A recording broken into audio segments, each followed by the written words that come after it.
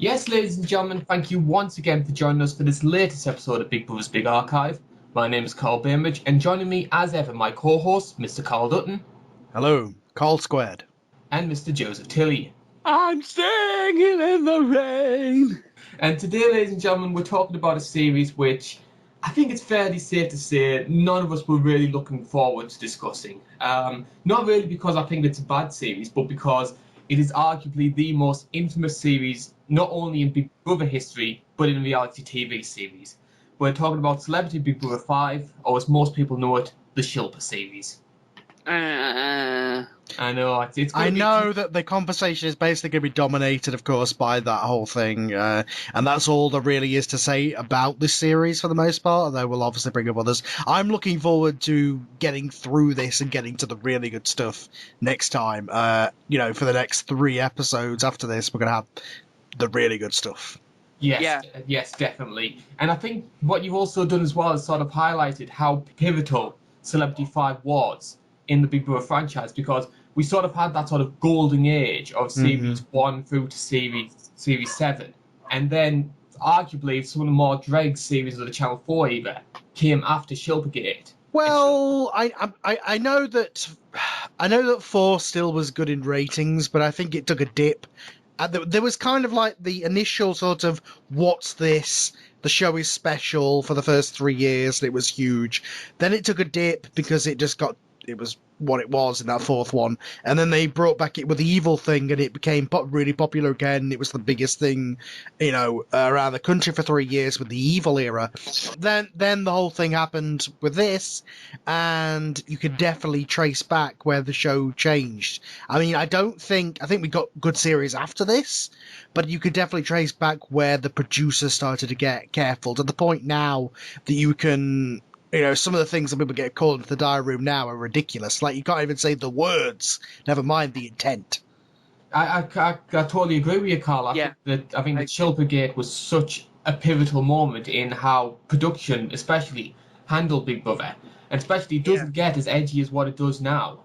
No, they would never let the fights go the way that they had in the past. I mean, obviously, Fight Night caused the whole thing, but they almost don't. They let them argue so long as it doesn't get too aggressive. But as soon as it gets aggressive, they're like, right, that's it, get it off. And I think as well, the thing with Celebrity 5 as well was that it came at the worst possible time for Channel 4 as a producer, because Celebrity 4 surpassed all expectations for Celebrity series. And I think it showed that branch of the franchise could stand on its own 2 feet. And there was a lot of hype going into Celebrity 5 over whether or not they could repeat that.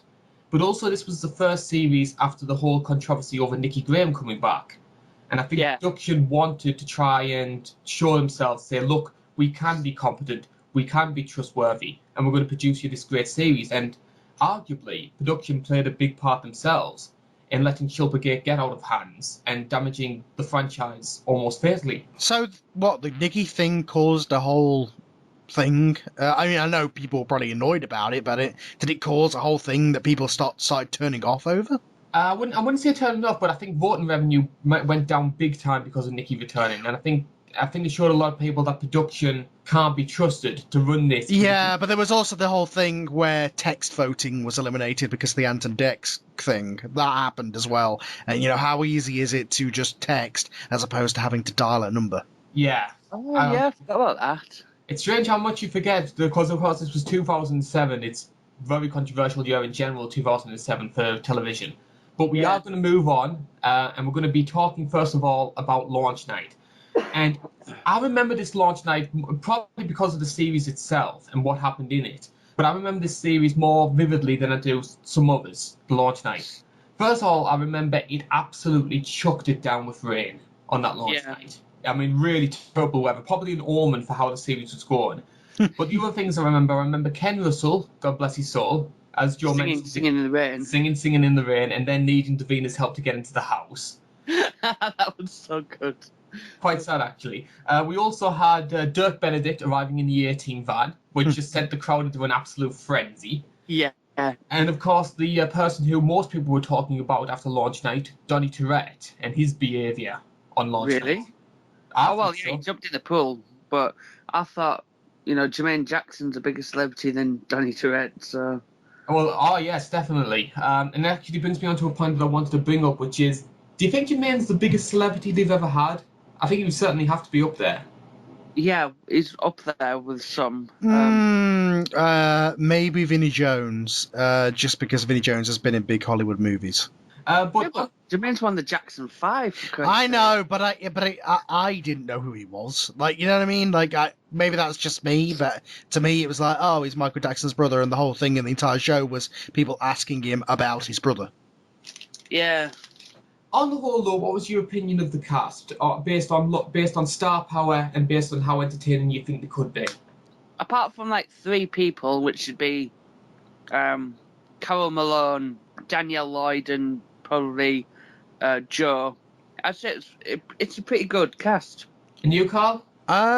Yeah, this is one of the ones I haven't gone back and watched, and I don't think I really was dedicated when I watched it. As I said, I at the start of the show to you guys, I went back and watched a couple of things just to remind me of it. But again, I was, and this is something I've never touched on as we talked about is I was never the celebrity series person back in the day. I always preferred the main show. I'd drop in and out of the celebrity one and be like, oh, that's kind of interesting. This is why I've never been into I'm a Celebrity to get me out of it, because I've just never had any interest of seeing these Z-level celebrities who may occasionally get up to D-level, in the house. And it just never had an appeal for me, really. And later on, I went back and watched some of the ones that were really good, and so I haven't got anything really to compare it to for a celebrity series. All I can say is that I judge it generally on, do I recognise who that person is? And there was about 3 or 4, which is about the same as every series, really. But most of the time, though, it's more often than not, it's the celebrities that nobody knows that end up becoming the Well, biggest. yeah, because it's like it becomes the main show. Then you're getting into them because of their personality, so it doesn't matter how famous they are. In fact, the more famous they are, the less they give. It's the ones you don't know who, like, generally more. yeah, exactly, Yeah. because it just becomes a regular episode of Big Brother that just so happens to co-star some people you may have heard of. I can certainly see that.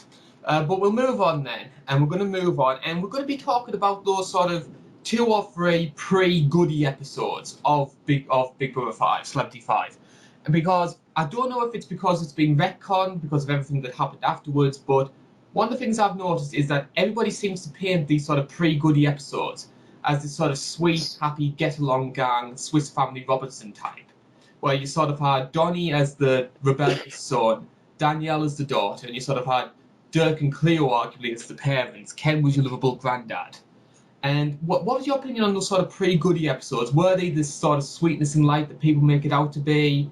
I think you're very right there. I think it was like a comedy house, a house of fools, if I may say. It was very entertaining, the pre-Jade days, especially how Leo felt so uncomfortable sharing a bed with a very naked Donnie. Well, who wouldn't be? Let's be honest. Yeah, and what about you, Carl? Did you sort of like those sort of pre-goody episodes? Were they the sweetness and light that a lot of people make them out to be? They were the regular series that they generally is. It's the people settling in and all that kind of stuff. I always enjoy that first night or so, just because that is that kind of honeymoon stuff. I mean, lately we've been having launch night twists, but I do like just seeing them settle in. Same, I definitely think so as well. But unfortunately, they didn't have much time to settle in because, unfortunately, production were going to make the big mistake which would ultimately prove so damaging, and that was the introduction of Jade Goody and her family. Now, this The freak show. This rumour of Jade and the family entering the house had been happening for the last few weeks before launch night even happened. And what I remember on the internet forums was that there was a lot of people who were against the idea. They just thought, Jade had her opportunity in there, she's going to dominate the show too much, we really don't like it. What was your initial opinions on the idea of not only Jade going in herself, but then adding her family to it? I think it was a big risk. These either have production either knew they're going to have something really good or something really, really terrible that's going to be a car crash and going to make it even more entertaining. And they went with the risk and they had the car crash. I think as well one of the things was that I think what hurt a lot of people, what upset a lot of people about Jade going in, wasn't so much Jade herself, but because of that favouritism surrounding her. And the fear that the show is just going to be so dominated around her. You sort of expect that in this day and age. I mean, Celebrity 11 was basically Rylan auditioning for Bit on the Side for 3 weeks. But back then, Yeah. when the franchise was still very respected, I think people really didn't like the idea of everything being so Jade-centric. And I think that was the fear that a lot of people had, especially when you added in Jack and Jackie, who were arguably who were only there, to be honest, They added on the back of nothing their to the show. surnames. What about you, Karl? Your opinions on the concept of the goodies going in? It sets a precedent that is this going to be a celebrity show or is this going to be an all-star show? Because to me, Jade, I mean, obviously what happened later on neglected this, that this was the case, that she couldn't have been an Ultimate Big Brother, but to me, she should have been saved for something like that because she is, yes, she is arguably the most famous, especially because of this, but even before that, the most famous housemate of the UK version ever. And, you save somebody who you made for the All-Stars show. She's famous because of the show. I mean, lately we've been having, in the Channel 5 era, it's having people from Towie and people from, all these other shows. That's fair enough, but you can't self-make your own celebrities and then use them as celebrities. You may I agree. it doesn't make sense. But the other thing is, I mean, she went through a couple of partners, all of which were way more famous than this guy. Whoever he was, I don't remember much. Her mum, they're only famous because they were on spin-off shows with her that span off from her being on Big Brother. Yeah. It would be like if Josie Gibson and her family went in. I'm actually half expecting that, to be honest. When they started using Josie all the time on Channel 5 cross-promotional stuff, I was adamant that I thought they were going to do something with her. And I'm not a big Josie fan, you all know that. Well, you wouldn't even recognise her these days, jeez. Oh, tell me about it. Don't know whether to feel happy for her or not, to be honest, the way she looks. But yeah, I think the goodies entering the house just didn't work for me. I mean, and I sort of understand what production were trying to do. It was sort of a continuation of Chantel being a non-celebrity becoming a celebrity. So I could sort of understand it from that part. But just for all the favoritism and because I knew production loved Jade, and I just didn't want to see the show becoming the Jade Show, where Jade's having to suffer from the actions of a if they wanted to do an all-star show, do an all-star show. You can't put in an old housemate as a celebrity. No. Thank God they've never done that one again. Yes. Yeah. Well, you can understand why after everything that happened. And leads us on to our first task of the season, which was the Masters and Servants task, where basically Jade and her family, along with Ken, Jermaine, and I believe that Ian was the other one, were declared the masters, and the other housemates were declared the servants, having to live in servants' quarters and having to serve. Was there a task to decide this, or was it just I believe the housemates were told that there was going to be the masters and servants task. Which 3 do you want to be the masters? And those were the 3 that they chose. Now, okay, speaking of this task, I when you said it, I was like, okay, yeah, I remember that, but I remember where I remember it from.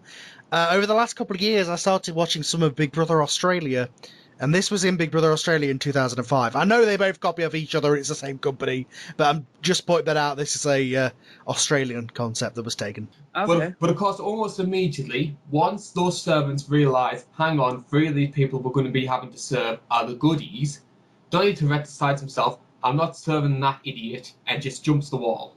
Yeah. To be fair enough, if they were declared, I know Jermaine Jackson isn't going to be a servant, but come on, at least have them compete to decide who's going to be the master's servants. Don't just, these are the good celebrities, and the rest of you, well, yeah, you're lucky to be there. I think they just wanted to create that situation of somebody quite high profile and high caliber, like Leo Sayer, having to serve Jade Goody. I think that's what they were looking for. And Donny was just having none of that. But it also leads to another big problem, which I think came with the series, which was that Donny pretty much dominated a lot of those early episodes. And thanks in part to the goodies, he ends up scarring. And I think a lot of people resented that. Yeah. And it leads me to ask the question about what you thought of Donny Tourette as a housemate. I didn't have much of an opinion of him because when I've watched it the first time, I didn't know who the hell he was, and B, even when I watched it back, I still don't know who the hell he is. He was later in a punk group called the Towers of London. Oh. Yeah, very bothered. No, I just don't think there's a very likable housemate. I thought there were elements of Donnie which were a bit likable, to be honest, because I think, yes, he came in with all this bravado, all this sort of I am Johnny Rotten reincarnated, but I think there was a sensitive side to him, and I think there was an argument that could have come out a lot more had he stayed in. He was the kitten. He was the one who comes in, makes a big noise, and then leaves early before he can get too boring and grating. He was totally kitten. Yeah, totally. And of course he ends up getting some sort of like a light Z-list celebrity career out of it. He's on Buzzcocks a couple of times, getting ripped out of him. So I think he sort of came out of it. And as you mentioned, he did kickstart a little bit of that, a lot of the pre-Goody episodes. So I think he gave that credit.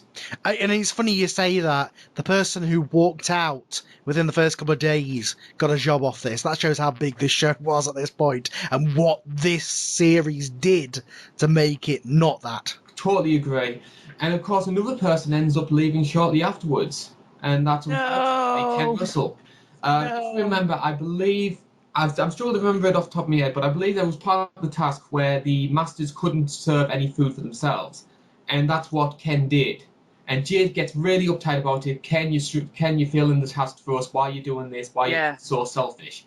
And Ken just kicks off about it and just says stuff that I'm not having somebody giving me all this grief. I'm an 80-year-old man for crying out loud.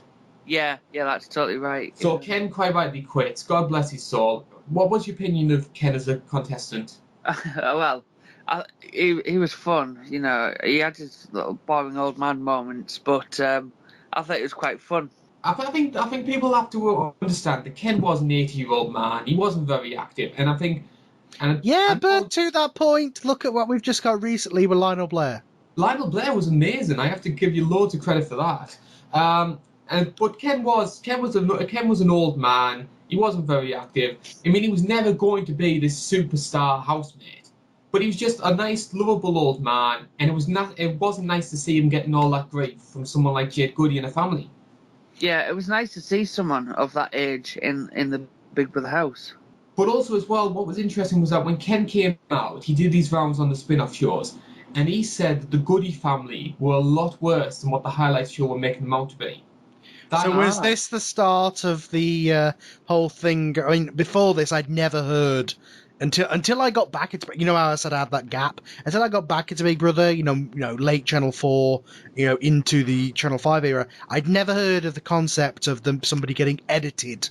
It being edited in a way that wasn't what it was. I mean, since then we've heard the whole thing about how Nadia apparently punched Jason and that never made it into the show and all this kind of stuff, that's come out since. But was this where that turn happened, where we started to realise that the show wasn't being done the same way? I mean, but surely that would have been at this point shown up by the live feed. And I think a lot of people on the live feed did cover it, because stuff like Digital Spy, they have like what's happening at the moment, and they basically cover minute by minute exactly what's happening in the house. And a lot of those live feed viewers were bringing up the idea of Jade and the family being these verminous creatures. But of course, the live feed only gets about 200,000 people. Compared to 4 million that watch the show. Well, it's the same as, we heard things after 11 about Josie, about how apparently she was getting an amazing edit and stuff like that.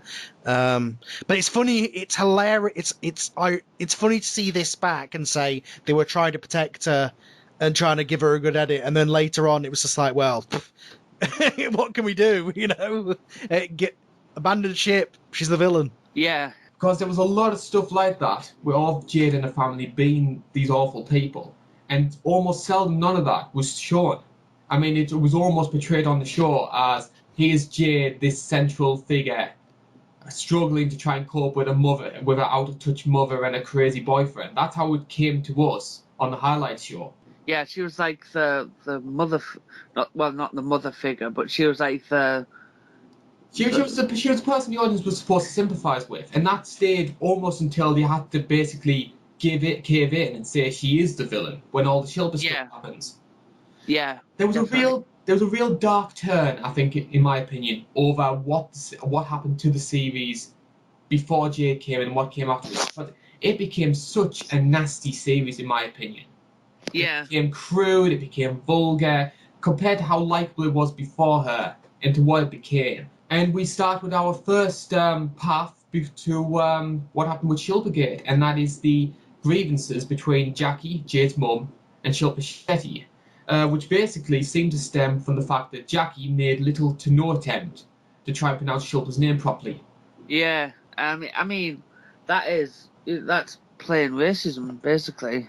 If she can't be bothered to try and get someone's name right after being with them for however many days, that's just I wouldn't. it's ignorance. Yeah, ignorance. That's a better word for it. I wouldn't go as far to say that her pronouncing the name wrongly was racism, but I think some stuff though, like because Jackie basically, after trying to call her Shilpa for a couple of times, just started referring to her as the Indian. Yeah. And I mean, this was a really, and again, it comes back to that editing thing, which is here is this vulgar woman, but basically her actions are being painted as goofy. This is ha ha, look at that lovable Jackie. She can't pronounce an Indian's name properly. Yeah, but I think people saw past that. I think people just saw her as Jade's idiotic mother, who is pig ugly.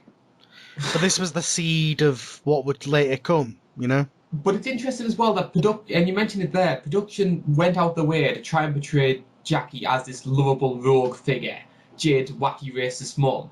The public really didn't buy into it whatsoever. No, definitely not. And we saw that with the first eviction. Interestingly, it was made into a vote to save. Now, Channel 4 seldom did vote to saves.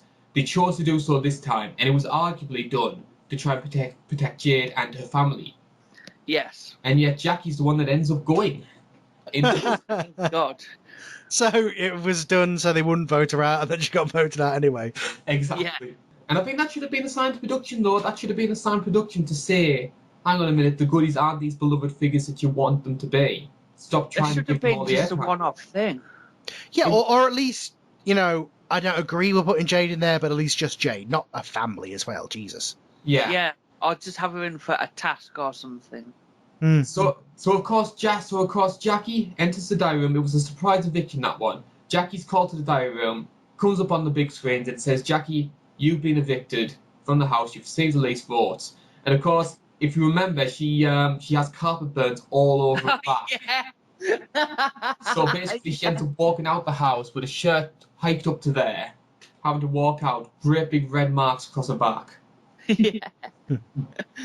That was funny. And it brings me to the question, what was your opinion of Jackie as a housemate? Well, I don't think I have much of an opinion, but, you know, she was, as you say, Jade's wacky mother, who was a little bit racist and a little bit. Well, okay. Very ignorant and very racist. What about you, Karl? Do you have any opinions on Jackie Budden? She didn't deserve to be there. She wasn't famous, but as a housemate, if I was just judging it on entertainment value, she was, I don't know, almost the prototype Carol in a way. You could say she didn't quite press my buttons. Oh. Ow! Well, I think we can rely on Joe for all the cheesy jokes in this podcast. Well, we'll move on quickly before he tries to throw us any more of them. And we move on to the second stage now, and we continue with that masters and servants task and the perception of Jade's perception by production and compared to what was happening with I think, because again there was a lot of favoritism going on there. And I want to talk in particular about the task where the servants had to host a dinner party, and the two people who were invited were Jade's grandparents. Even more. Oh my god! Oh, goody. It's like, yeah. It's just like, I know, overkill. At this point. Totally overkill. It's like, are we watching Big Brother or watching the goodies? Well, the rumour I heard was that the reason why they were throwing in so many Goody family members was that one of the things that Channel 4 had lined up for Jade afterwards was an Osborne-style TV show in which a boyfriend, a mother, a grandparents would all be characters. And that was basically the reason why all this build was happening. Well, she certainly screwed that one up then.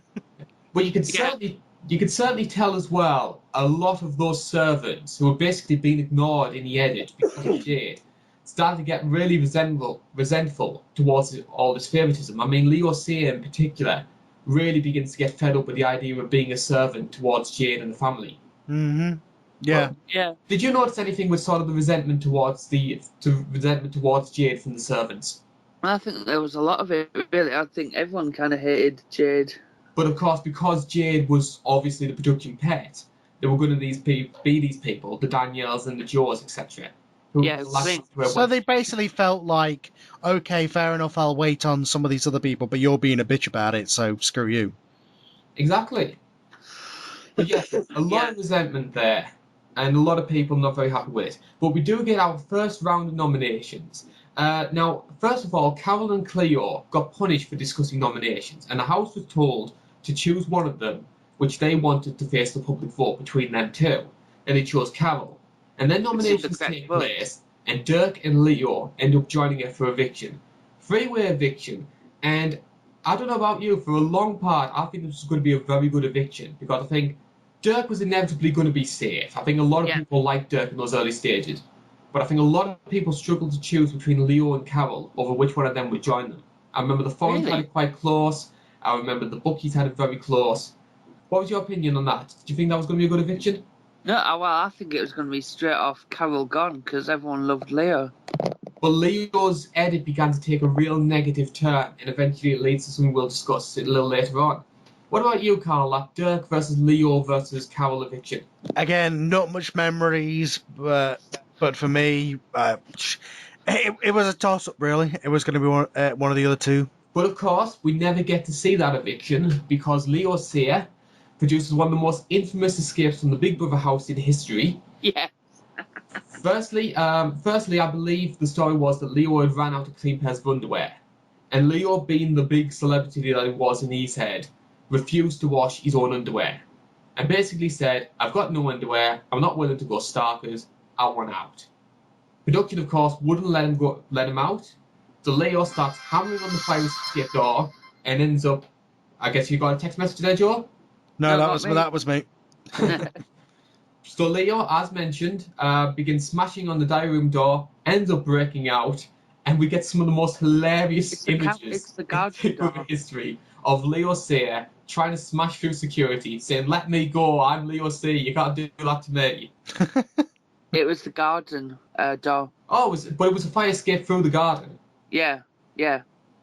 Because there was the fire escape, then there was the camera runs between the garden and the actual exit, and that's why he ends up running through. I've never seen it like that. Like they usually just let them, if they walk out, they walk out. Yeah. It was weird to see the outside of the house. Actually, that sort of. Yes, it was. It was like something new and different. It was like a different part of the house that he'd never seen before. It was like an extra. But it's like when you, if you remember, when you were in school and you saw a dog in the yard and you wanted to go see the dog. It's a new part. It's something new. What was your opinion on that fire escape? First of all, from an entertainment point of view, but also from Leo's point of view. Because I don't know about you, I just thought that stuff about the clean pairs of not having any clean pair of underwear, that was just Leo's excuse to say, "I've had enough." Yeah. It seems like, is this the most walked out series ever, other than 2010? In terms of celebrity housemates, it certainly is. Like literally, most of these people were just like, "Screw this," and it's weird. Some people complain when twists don't last long enough, but I think if they last too long, people are just like, you know what, it's not worth it. But of course, what I remember, because he gave Leo his eviction interview a few days afterwards, and Leo ironically says, "I actually had one pair left," which just makes me think he just had enough, and it brings me on to Leo Sayer's perception, both as a housemate and as a person, because I think there were a lot of people before Celebrity 5 who thought that Leo, he's this great, goofy, lovable character. He sang "You Make Me Feel Like Dancing," everyone will love him. And he just came across as a real stroppy diva, in my opinion. Yeah, he was a bit of a stroppy diva. But that's what made him funny, I think. I think he was, from the moment he stepped out of that car to the moment he left, it was just hilarious all the time. I mean, the strop he threw about, as I say, sleeping with Donnie, that was just TV gold. What about you, Karl? Yeah, sounds like great fun. Again, something I don't remember. But it seems weird that the celebrities...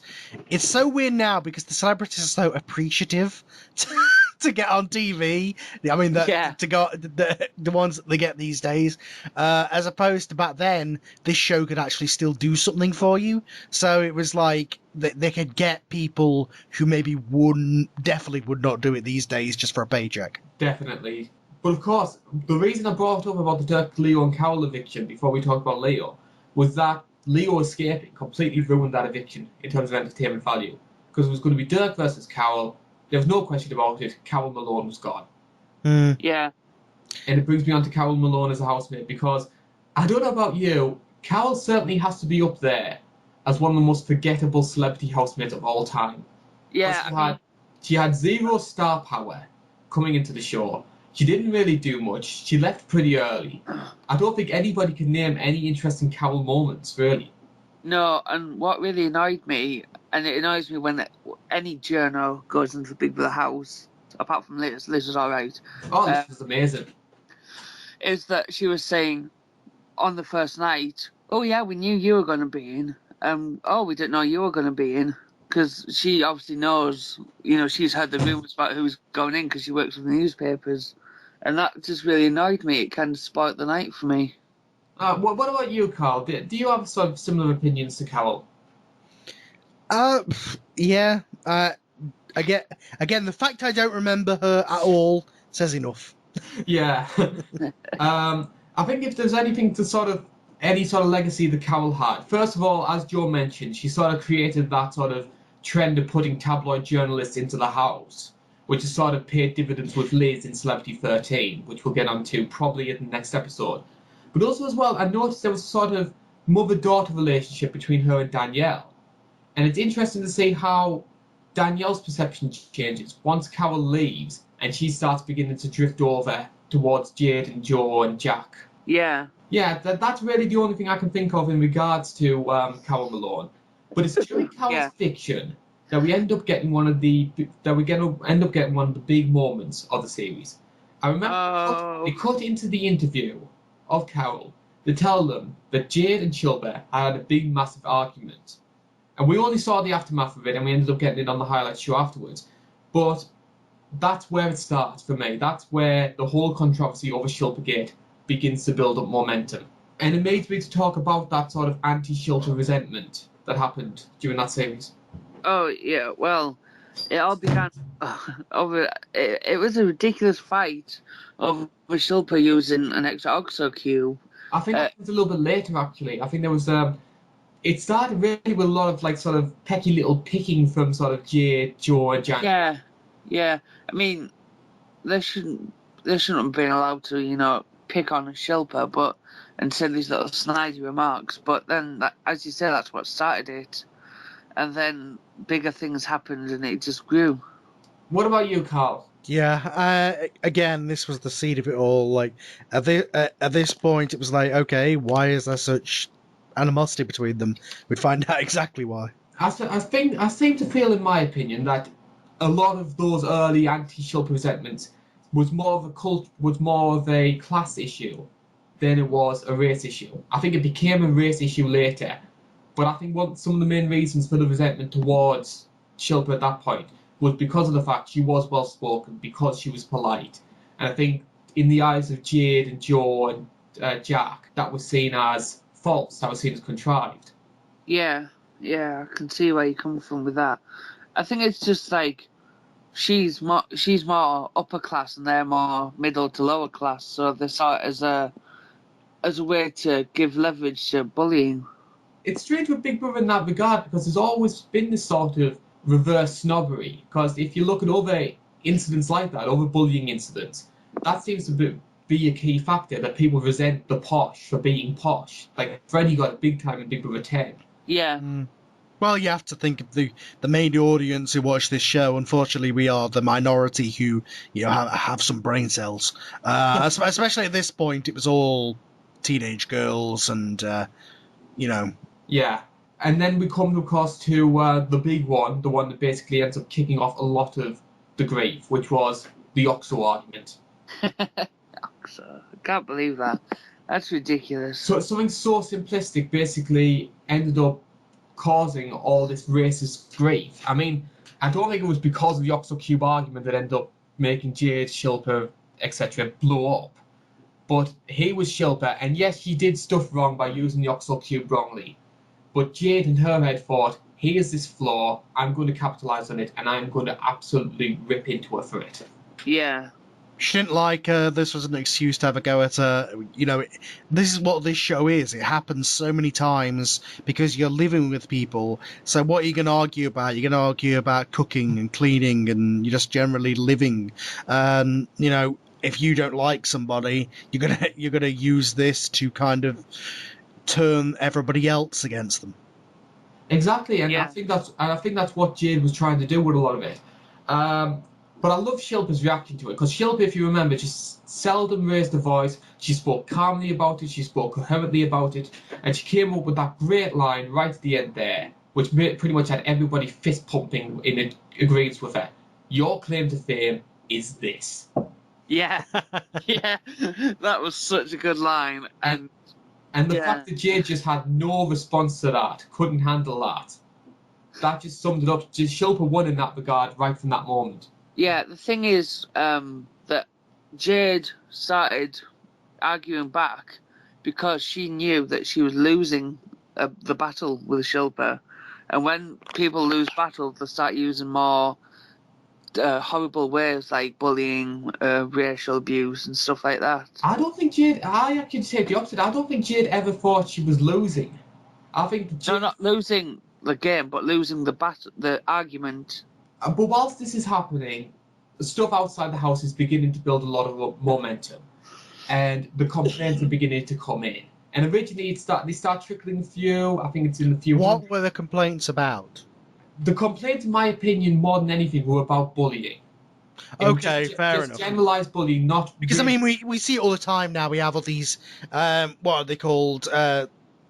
Ofcom complaints for nothing. Like, oh, we didn't like it because that person, you know, got something out that they shouldn't have got out, or you know, stripped off when they shouldn't have stripped off, or you know, it's so common and stupid now that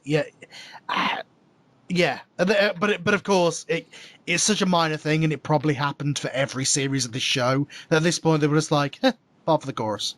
I actually think the Ofcom culture, in my opinion, that's sort of everywhere in television, started with this series, in my opinion, and it started because of Channel 4's reluctance to do something about Jade. Yeah. Well, but isn't that the point of the show? The point of the show is you're supposed to put people in the house and show them exactly what they are, and if you like them, you vote for them. It's not supposed to be, we're not going to show you what she said, because if she said something extremely racist, and it was not shown on the show, everybody would have a go at the show for being biased against her and editing it out and giving her a good edit. So you can't win for losing, and at the end of the day, you can't want it to happen and stir conflict and expect conflict to happen with trying to create a division with a master service task, but then because the words that are used are racist words, then go, well, damn, and people again, same way, you can't complain, and this is starting to get into my views on the whole thing altogether. You can't blame the show for doing what the show does and having somebody in the show say something. That's the whole point of the show. I totally agree, Karl. I totally agree. But I think more than anything, what people were more annoyed about wasn't the fact they were airing these really controversial views.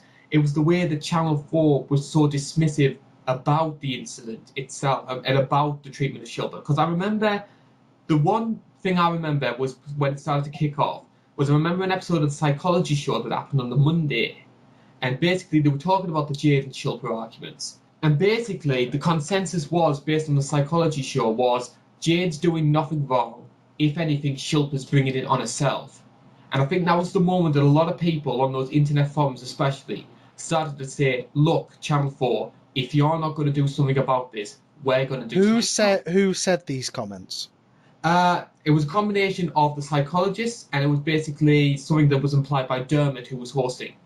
Okay, fair enough. And that's basically when a lot of people said, look, Channel 4, if you're not going to do something about it, we're going to do something about it. And then Yeah. the Ofcom complaint started. And then the tabloids get involved. And then the racist insinuation starts. Well, that's just my opinion. What If about you? yeah, would it have been? That's the question. Would it have been as big if it had been two white people? I don't think it would have. I think it would No. have just been seen as a class issue. And I think that because Shilpa was an Indian woman, it was made into this race thing. Exactly, and it just again, I am the most open-minded liberal person you could ever meet, but I just find this whole politically correct stuff, it ruins what the show is supposed to be, which was supposed to be reality. You can't want it to be reality and then have it be manipulated reality, where it's reality unless people say their honest opinions. Then we've got to cut them off. No. I know it's television and I know you've got to have censorship, but at the end of the day, you can't complain when people just do what people do. And I have a huge problem with just again. At this point, she hadn't said any racist comments. At this point, it was just it's racism because she's fighting with a person who happens to be Indian. Yes, I do think though that the racist comments do start later, and things that can be insinuated as racist. Oh God, yeah, all right, yeah. Like- I have heard a lot worse. We've all heard a lot worse just on the street from people. Let's put it that way. But we'll get to those. Yes. Yeah. But of course, during the middle of all this, Channel 4, tried to basically hide the fact there was any controversy by throwing in a Battle of the Bands task. Yeah. Let's just forget there's no racism, there's nothing bad going on. Look, they're dressed like the Jackson 5. Well, actually, I'm just reading through some of the things said. Danielle Lloyd, quote, I think you should F off home. And you're telling me that's not racist. Okay, Oh, no. that's my again. I haven't seen this series since it was on. I wasn't really following it. I didn't know that that's what she said. But again, that wasn't Jade. But who ended up getting the flag for it? Actually a good point about this. I wanted to bring it up when we talked about Danielle, but Danielle, in my opinion, was the worst one in regards to what was said towards Shilpa. Yeah, I mean, And Joe was in the middle, and I don't think Joe joined in, but I don't think she meant to do anything wrong. Oh, Joe was just sucking up, in my opinion.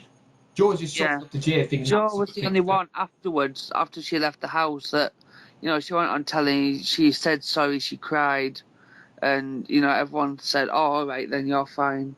I'm not denying that there was racist things said, and there were, and that was rightly condemned. But in my eyes, it wasn't. They weren't picking on Shilpa because she was an Indian woman. They were using race as a means to attack her, not attacking her because she was Indian. Yeah. And would they have said, "Bugger off back home"? Maybe if it had been an American, would they? No, I don't think they would have. No. And actually, we saw something with that with Celebrity 11. I mean, I think Spencer made a comment towards Toadie, very similar sort of lines of "go off back home," but because Which is hilarious since and Spencer's was American, so yes. Okay. But yeah, we try and make it light-hearted. We get the Battle of the Bands task. It's the Jackson 5 in inverted commas versus S Club 7 in inverted commas. Yeah. A good, light-hearted, fun task. And I know they sort of used the dress-up box basically out of desperation. But that was funny in my opinion. Trying to save some face, basically. That was all it was to me. But it was good fun though. Yeah. And we move on towards the Jade versus Shilpa eviction. This was the big one. This was the one which production were really unsure over whether or not to go through with, because I remember the nominations took place. We knew it was Jade versus Shilpa, but the lines took a long time to load up. Production were really scrambling over whether or not they go through with this eviction because the controversy was getting that big. And I think it was arguably because I felt they feared that they would be seen as exploiting the racist incident. I think this is a good point to talk about the thing in general, because at this point the comments have been said, right? Yes. The comments of Shilpa Poppadom and all that stuff had come out at this point. So that's the one I remember. Again, that is bad, just because it's just like I mean, in the US series last year, I didn't watch it, but I heard that apparently people were saying things like to the Asian woman, they were saying, "Go cook me some rice." It's exactly the same, associating the culture with with their food just because of that, and that's what you associate Indian with because of English takeout and all that. But it's it comes down to me of oversensitivity of the public. Yes, what she said was wrong. Yes, it probably shouldn't have been aired on TV. Maybe they should have just said this is what she said, and we had to kick her out for it. So should she have been kicked out? Maybe, but the oversensitivity of it. I mean, to me, a load of people got really angry with the American show because they didn't even address what was going on in their show last year, and it was getting completely out of hand, and some woman lost her job over it, and it was craziness. But it wasn't this thing that threatened to take down the show, and I don't understand this mindset of the people of how dare you show this, you must be supporting it. And and the show and the channel and all this gone in trouble because, again, they're showing reality and somebody says something wrong in reality. I'm pretty sure that the entire original concept of the show was to film normal people. This was people of her class saying what people of her class say, and we live in England. We know what people like this are like. Again, it's if you made an American style, like English American style Big Brother, and you stuck in a Texan or somebody from the deep South with somebody who's black, there'd probably be some problems there. It's just how it's how life is. You can't sweeten and sugarcoat life and then say you want it to be reality, and you can't blame the show for showing reality. It's just so stupid and over the top, and I hate the whole politically correct nonsense, and the fact that the show almost went down for it is ridiculous. The fact that this was such a huge thing was ridiculous. She should have just she should have been kicked out, people should have just evicted her. How dare you be racist? That was the end of it. Why should the show suffer for somebody's closed-minded views? That was a party political broadcast. Well done, well said. What a great speech. I totally agree with you, Karl. But it doesn't make it right, though. It doesn't make it right what Jade said. No, but condemn her. Don't condemn the show. Agreed. Totally Yeah, agree. And definitely the public agree. had the chance to condemn her. There was the Jade versus Shilpa eviction, and Jade was evicted by 86% of the vote. Surprise, surprise. Surprise, surprise. It's actually quite scary that there were 14% of the population who agreed with her. Yeah. But of course, Stories. that eviction was quite unique because there was no crowd. Yeah, they were they scared that something was going to happen, or did they just think she didn't deserve it? I think they were scared. They were really scared. Could you imagine, especially with the way the audience is, Jade comes out, people booing her head off, probably burning effigies of her in the street. People throwing glass bottles and eggs at her. It would have been too bad. I think production made the right call there, but that interview was the most uncomfortable interview I think you can come across with Big Brother, in my opinion. The second empty eviction. Yes. Goss. Goss, yes. So that's the only thing that people remember Goss for. Goss and Jade Goody on the same pedestal together. Yeah. It was Big Brother was the making of her, and it was also the destruction of her, and a lot of people hated her because of it and cheered when what happened to her with her unfortunate passing and all that kind of stuff. Just because she died doesn't make her a saint. However, she said some comments of there are a lot of people who we know in our lives who say comments like that, but we still like them as people. She may have been nasty to Shilpa, she may have done these wrong things, but that she wasn't a horrible person, and people shouldn't celebrate the fact that what happened to her and the fact that their kids lost their mother. Yeah. Totally She wasn't a horrible person.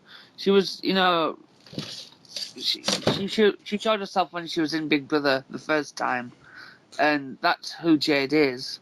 It's who she was before she became famous. Yeah. And the famous took hold of her, and then she turned into this Jade, and then she went kind of back to non-celebrity Jade, and then unfortunately she passed away. Because again, it's just people. Our society love to build somebody up and tear them down, and Yeah. unfortunately, that's what happened to her.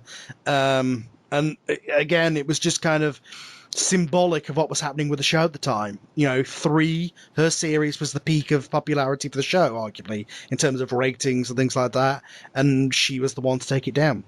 I actually believe Jade related episodes are both the highest rated Big Brother episodes ever, because it was the Big Brother 3 finale that was the highest rated ever, and this was second.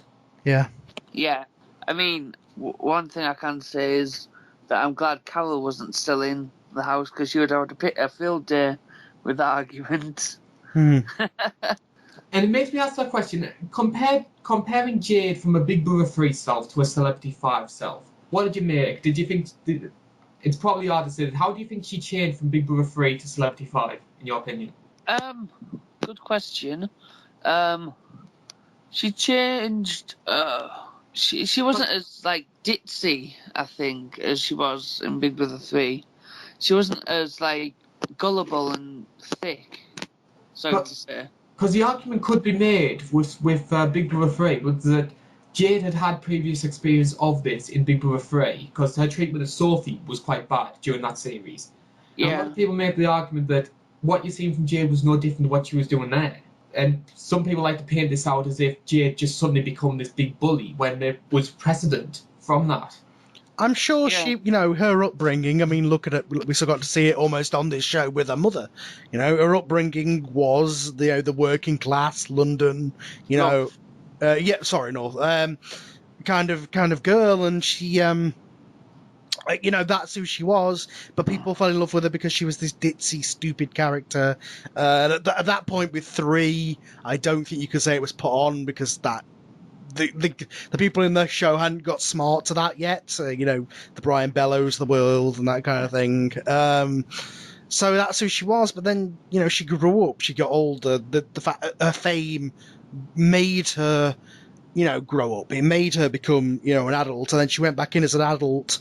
However, she had a couple of prejudiced views, said them on TV, and people realised that she wasn't the caricature of herself that people had fallen in love with. Yeah. Totally agree. And so Jade gets evicted that week, and again, Celebrity 5 try to hide up all the controversy. Here's a make Big Brother laugh task. Well, basically, the answer was on the tin. Make Big Brother laugh, and I love the way that people approached this task. I mean, it was a fun one-day task, but I remember 4 people in particular really stood out for me for good and for bad reasons. First off, Shilpa was very funny without ever realising it. Yeah. I really enjoyed her in that task. Yeah. Dirk just couldn't be chewed and just basically told these dodgy one-liners. Jack Tweed basically thought that dressing in drag made him instantly funny and was one of the most cringe-worthy moments I've ever seen. Definitely. And Cleo Rockus basically goes over the top to try and become this authentic, great, hilarious character and falls right flat on the face. Well, that's what she said at the start, didn't she? In her VT, she says she likes to play characters. And then she does this whole little skit dress up as a character. And I thought, this is going to be great. I can't wait for this. And then she was just pretty boring in the house. And then she fell flat on her face. But didn't she spend something like 2 hours trying to make sure that the poo on the shoe looked authentic? Yeah. So cringeworthy. And you actually bring me on to a point with Cleo's characters, which was the character which she created for that started flirting with Dirk. And it was the real Cleo versus Dirk resentment which started from that. Yeah.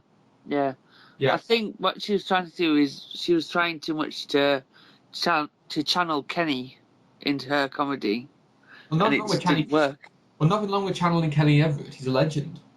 Oh yeah, but she kind of failed. Yeah, but I remember her character was like this big brash American Vegas type, and she comes over with a feather boa, wraps it around Dirk, says, "Oh come on, give me a smacker." I'll give you a smacker, all right. Yeah, that sounds like a certain Cupid stunt. In the best possible taste. Yeah, just kind of sounds like that to me. But anyway.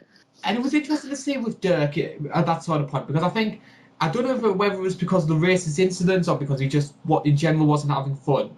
But Dirk, compared to how he was in those early stages, just lost all motivation to continue. I think if he was a smaller man, he would have quit, in my opinion.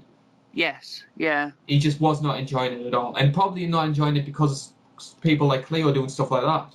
Yeah, But I think Cleo, the only- Dirk, Ian, Joe, and Shilpa end up getting nominated that week. And Joe and Cleo end up going in a double eviction. And we need to talk about Joe and talk about Joe's part in the whole Shilpa Gate incident. Right, okay. Well, as I say, I think Joe just joined in for the sake of joining in to try and be popular, and I don't think the stuff she said, because she didn't really say much. I think she was just trying to be popular with, Jade and Danielle, and I think that what she said wasn't really her true self. I mean, I think Joe did. I think Joe did push the line somewhat in some of the things she said as well. I mean, I remember Shilpa making herself a cup of tea and Joe like cockily going in like an Indian accent. Oh, I love tea. Yeah. I mean, it was more bullying on her part rather than racist bullying with Joe. But it still doesn't make Joe right. No, Yeah. she was part of the bad gang that was doing bad things, and she painted with the same brush, but she did a fair share of, joining in with what everybody else was doing. Yeah, I think she was just trying to be a popular girl. And again, had Shilpa been an American and she put on an American accent, nobody would have had a problem. Exactly. It's just so stupid how our society is. I would make the argument though that Joe's was the one who basically got hurt the most from the whole Shilpa Gate and the aftermath, because Danielle's managed to salvage herself something of a Z-list celebrity career, arguably because she's good looking. Jade, through her passing and through what happened to her, has almost reclaimed sort of saint status with a lot of people. Joe's just gone right off the radar. I mean, well, unless there's going to be an S Club 7 reunion. But... yeah, I think they're probably going to be on the big reunion at some point. Yeah. Then we move on to Cleo, because Cleo, I felt in another way, she sort of got hurt by the whole Shilpa thing as well. She wasn't racist in any way. She didn't bully Shilpa, but She was on her side. The fact she seemed to side a little bit more with that side of the house compared to Shilpa's side, that sort of hurt her. Because if you remember those early stages, everyone loved Cleo. She was the early favourite to win. People thought she was this big, boisterous character. She was associated with Kenny Everett, who's a legend. And that sort of dies away because she chose the wrong side for me. There were sort of two sides of the house in the whole Shilpa thing. Yeah, it comes down to the whole thing with the show, doesn't it? Sometimes it's whether you're on the right team, the good side or the bad side, in the people's view of popularity as to whether you're liked or not. Yeah. Oh yeah, definitely. But she chose the wrong side for me. And that's one of the reasons why I feel she ends up getting evicted. Plus, as well, with stuff with Dirk, she just got really unbearable. Mm-hmm. Yeah. Yeah.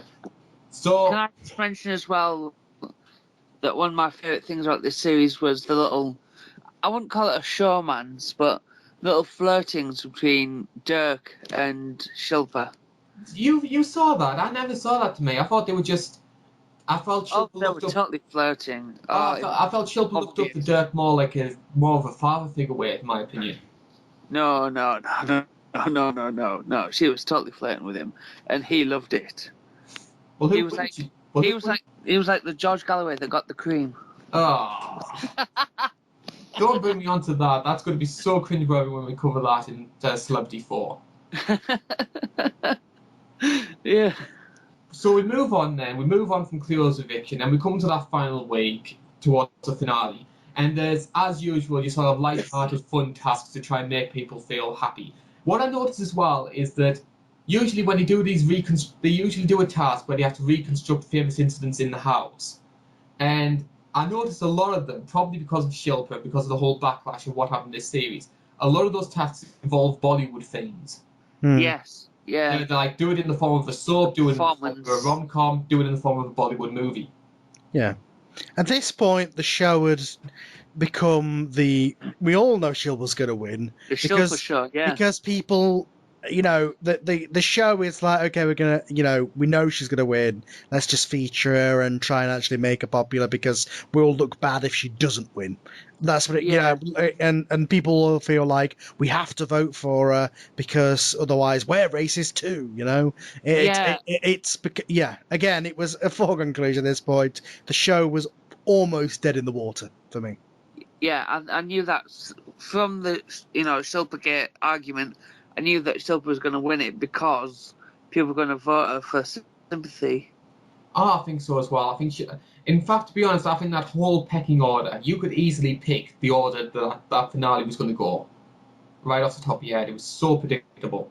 And we come to that finale night, again, another uncomfortable finale night. And first of all, we lose Jack Tweed in 6th place. Does anybody have anything at all to say about Jack Tweed? Nope. Joe might, but he's gone off the call. Well, we'll try to get Joe back, but Jack Tweed has to be up there as one of the most forgettable, pointless housemates ever. He'd had no celebrity status to try and justify him being there. He didn't do anything interesting. Probably the only thing he did interesting was just make nasty comments towards Shilpa. In fact, Jack's arguably said the worst one, but that never got broadcast. Pointless housemate, didn't do anything, and I don't think anybody wants to remember him, to be honest. Yeah.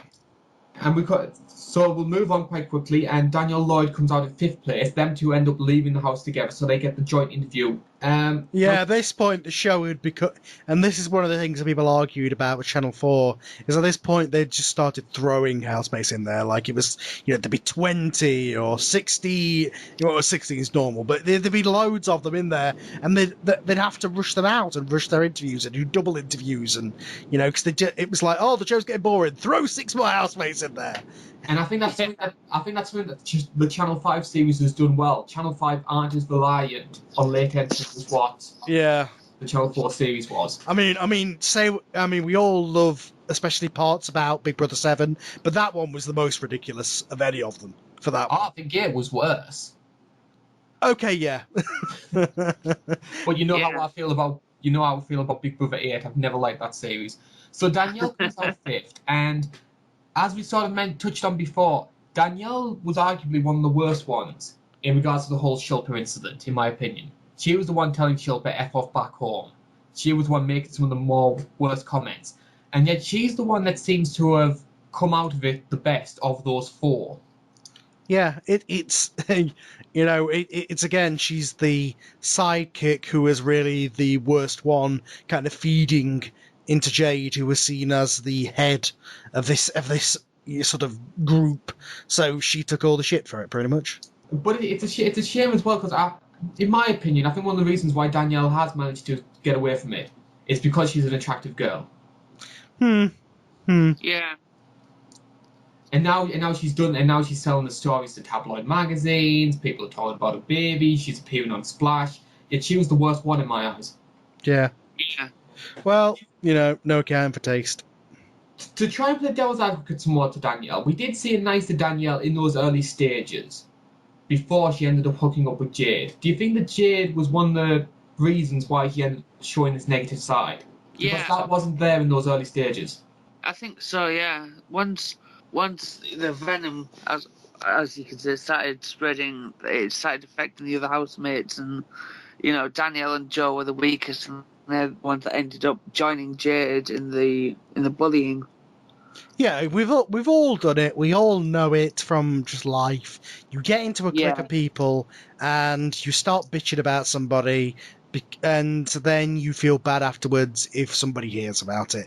And unfortunately, in this show, that there's cameras on you 24/7, so you can never get away from what you've said or done. It's the group mentality. It's just how we are. Yeah. We'll move on, though, and we're going to move on to somebody who's sort of become a bit forgotten. It ended up being forgotten somewhat in the house, and that was Ian, or H, as everybody knows him. Yeah. Now, he was very much the fence sitter in regards to the whole argument. I think there was sort of him and Cleo who ended up being sort of in the middle, piggies in the middle. And Cleo ends up sort of drifting more towards Jade's side of the house. Ian sort of goes the other way. I think Ian clicked on what was happening with Shilpa, and he sort of became almost the house narrator, I felt. He was in on the side with, Shilpa, Jermaine, Dirk. But he wasn't overtly with them. He wasn't part of that 3-person clique in the way. No, he was in the middle, yeah. Yeah. I completely forgot he was in this show. I remember when his ex was on last year, I was like, wow, they should put H in there. He's a bit more famous, but obviously he was already in there. Yeah. Uh, But he didn't really do that I much, think did it's a he? bit weird as well that he did nothing in the house to show that he was gay, but yet before he entered the house, he came out. And that made me think as well. I don't know about you. I think that if the whole Shilpa thing didn't happen, I think H could have stood a chance of going quite far, in my opinion. Maybe even winning, Yeah. because he had the storyline of just coming out. He was part of a very tween-orientated group which appealed to the voting demographic. He was a likable guy. He was quite inoffensive. That sort of person in this day and age wins Big Brother easily. Yeah. Yeah, like Rylan. Well, I think he was a lot better than Ryland. He wasn't as self-righteous, in my opinion. Yeah, Or at least he wasn't as over the top.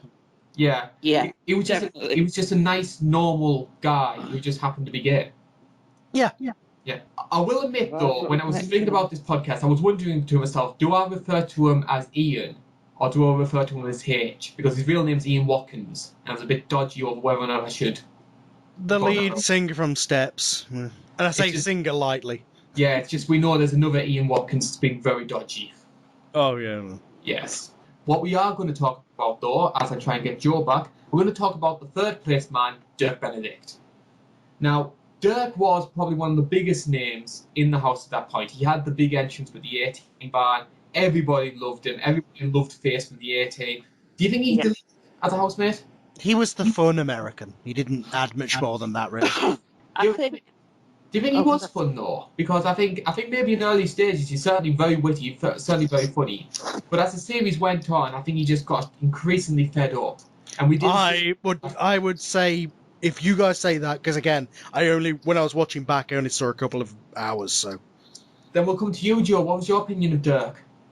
as I totally agree with you guys that he was a bit fed up, and I think the other thing that kept him in the house was he clicked on with Shilpa, and as I said, this flirty thing they had going on. I never saw the flirty thing, to be honest. I just saw it more. I saw it more as a father and daughter relationship. No, well, you maybe, but I saw it as a bit because she loved saying his name. She loved to say, Dirk. I remember that actually. Yeah. Yeah. What do you think would have made Dirk better for you? What do you think would have made him continue to be the happy, smiling, witty American of the early stages? I don't know. I think if he'd acted a little more like Michael Madsen, if he was more like Michael, I think he would have got further. Oh, and I think Madsen was absolutely hilarious. Yeah, yeah. So we'll continue on from Dirk, and we'll come to a second place man, which is Jermaine. Now, Jermaine, in my opinion, yes, he had a lot of star power, but I think there were a lot of people who really questioned how interesting Jermaine's going to be, because he was very quiet, he was very well spoken, especially in those early stages.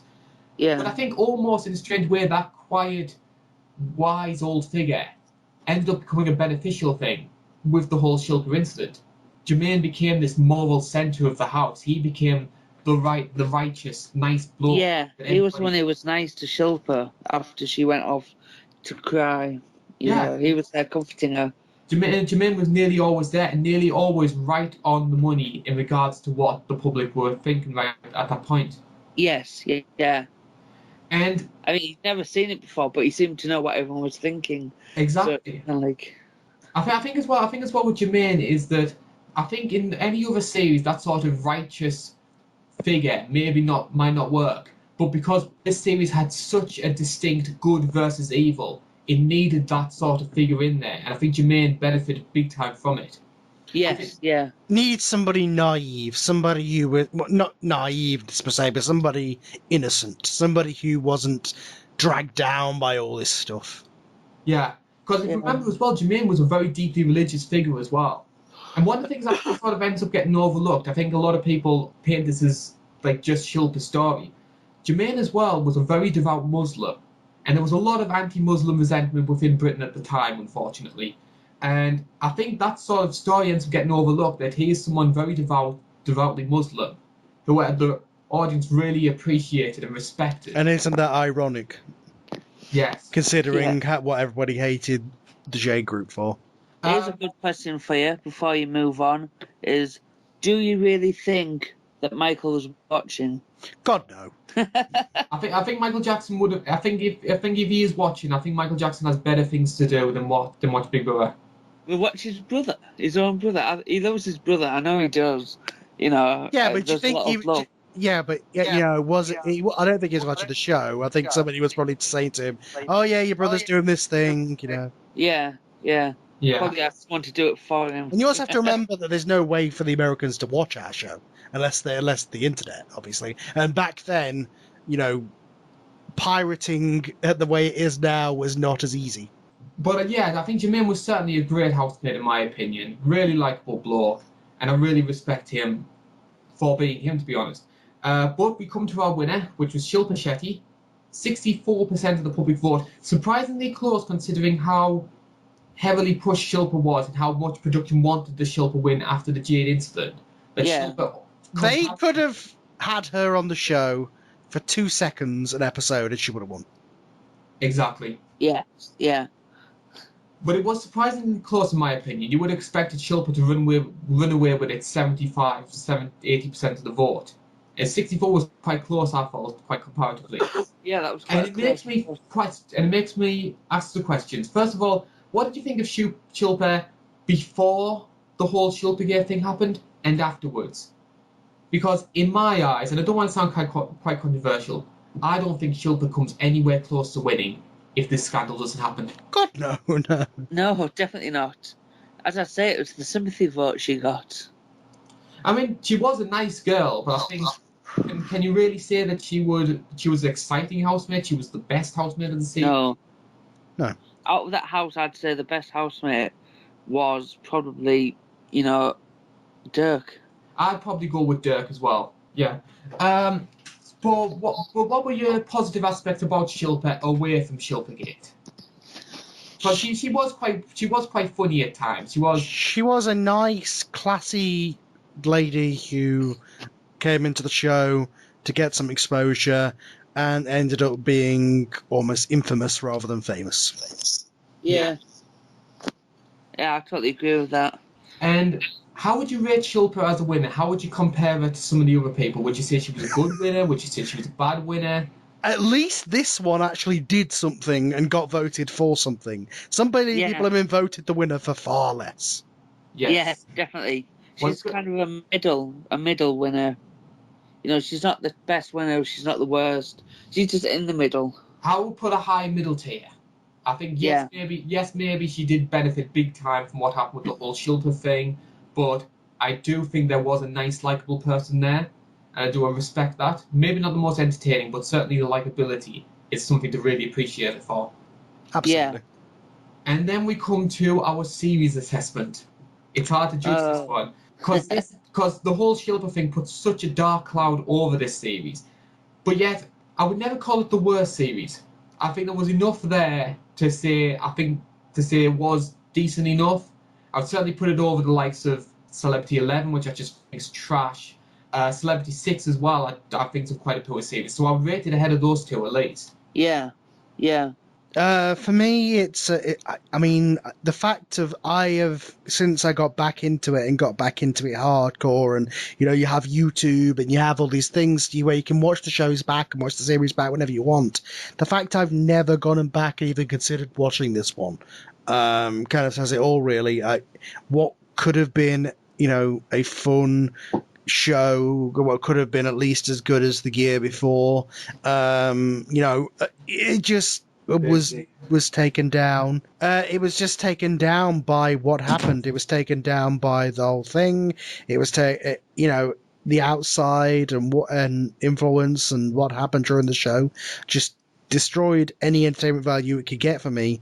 I just literally the only reason I'd go back and watch this one is just in the car crash television type way to see almost how awkward the Jade interview is and stuff. It's it's just it's a big event in history, But if I want to go back and relive a Great Big Brother series, I'll go back and relive one that was positive for the show, not this huge negative.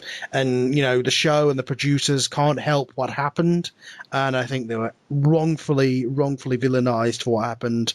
And I think this is it. This is what has caused the show to become what it is today and be the you know, occasionally still good, but really sort of shell of itself that it's become.